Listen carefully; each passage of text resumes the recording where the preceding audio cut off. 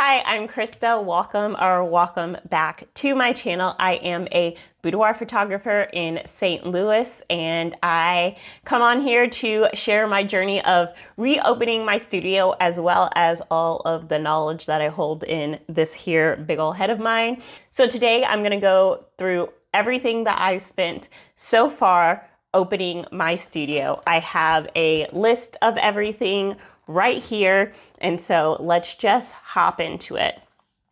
The first thing I spent money on was my LLC. So I had to register my business with the state, and that was $50. I just did this on the government website. You can pay a third party to do this for you, but at least through Missouri, it is pretty straightforward. So it was relatively simple to set this up, especially since I'm a single owner LLC. So it just had to basically put in my information for everything.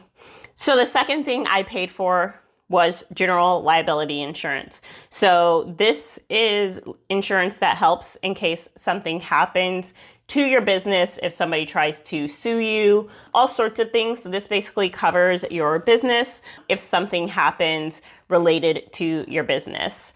And that was $224.83 I had to pay for the first month and the last month. And then ongoing, that'll be like $111-ish every month that I have to pay. The third thing I did was I signed the lease. I paid the deposit and I paid the first month's rent. So the way my lease is set up is because the other people moved out at the end of May, and then the first week of June, they spent just cleaning up and repainting. So I actually got the full month of June for free. And then my 12 months for my lease will actually be from July all the way through July 1st of next year. So I have time to kind of like move in and get stuff settled prior to getting clients, which was really nice. It's uncommon. Usually you're going to get a prorated rate for when you actually move in, but it's just easier from his perspective, my landlord's, and he says he likes just setting it up this way because it's easier from his end. So for the deposit and the first month's rent, which would be July rent, that was $1493.35. Next thing I paid for was Dubsado. Dubsado is a CRM, or a client relationship management tool. This is one that I have been using in my business for a really long time. I had HoneyBook at one point, but I like how customizable Dubsado is. I paid for the premium, or was it professional? I can't remember, plan, and that was $400. I do have a referral link. So if you're interested in using Dubsado, use my link down below. It does give me some kind of kickback. I don't remember what it is, but if you're interested, just use my link because that'd be awesome of you. Okay. So next thing I did was I upgraded my Squarespace website.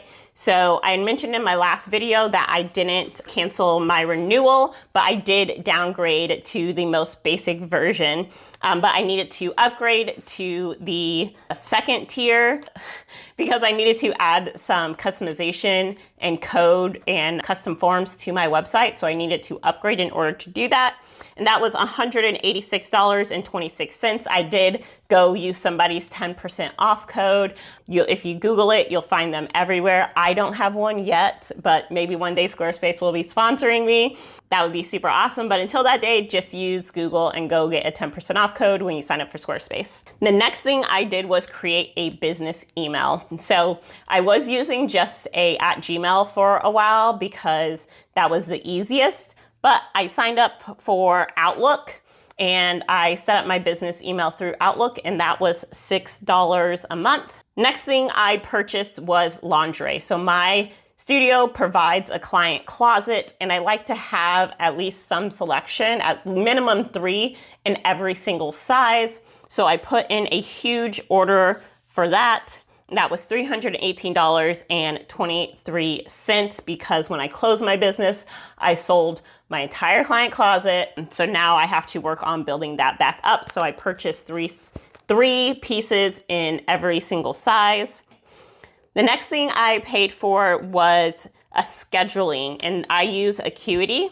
And this is connected through Squarespace. So this allows people to schedule appointments with you. I paid for the entire year. It also includes text message and email reminders, which I really like, especially the text message reminders. And so for the entire year, that is $324. This one hurt me a little bit because I don't use online scheduling that much, but I also want to automate my business in a lot of different ways. And though I could manually schedule people like I was doing in the past, this would just be one thing that is taken off of my to-do list when people sign up, or when people book a session, they can actually just go and schedule it themselves. And that's just a lot easier. And I have automated workflows through my CRM that I mentioned earlier that like sends out our contracts and all sorts of other things. So it's worth it, but it did pay me a little bit just because it's not going to be utilized that much. Okay. Next thing I have on the list is random stuff. I went to Target and bought some stuff specifically for the studio, like a trash can, a Keurig, a vacuum, some cleaning supplies, and that was $172.15. On the day that I moved into my studio, I purchased a new desk and some storage from IKEA because IKEA is on the way to my studio, and that was $263.22. Next up, I paid for the U-Haul. So the U-Haul to move all the nonsense that was on my home and from IKEA to my studio. And that was $54.62. I didn't have to pay for movers because my husband and his friend moved everything for me. And the very last thing on the list that I purchased is wall art. So I purchased 3 new framed wall art pieces of my photography that are going to go in my studio. And that was $457.85. So I still am probably gonna have to order some new albums, some robes. I usually have a robe that's on this mannequin, but I actually sent my robes to another boudoir photographer. Me and her became really close friends, so I sent her those robes for her to use. My dog is sneezing. When I had originally closed my business, so I'm gonna have to repurchase. So I'm probably gonna end up repurchasing those, but I'm going to post kind of to my client group and see if they're still interested in robes, if they're still interested in like angel wings and all these different sets that I had before, because I kind of want to do new stuff. So I'm gonna gauge interest before I spend money on that. So the total that I have spent so far reopening my studio, and this is for all new things, the total is $3,950.51.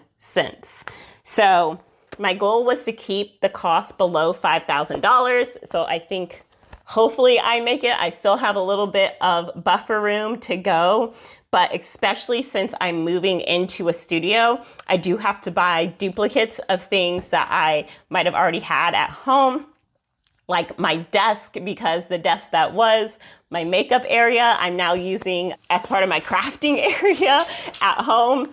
And since I want to do more crafting, I really would like to keep it here. So I'm gonna get a new makeup area for that. I have to buy makeup and all sorts of things, and I will make sure to keep you guys updated on that. My Zorro, come here. He's getting restless. He's getting restless and he wants to, you wanna go somewhere? You wanna go on a walk? Are you gonna go on a walk? Yeah.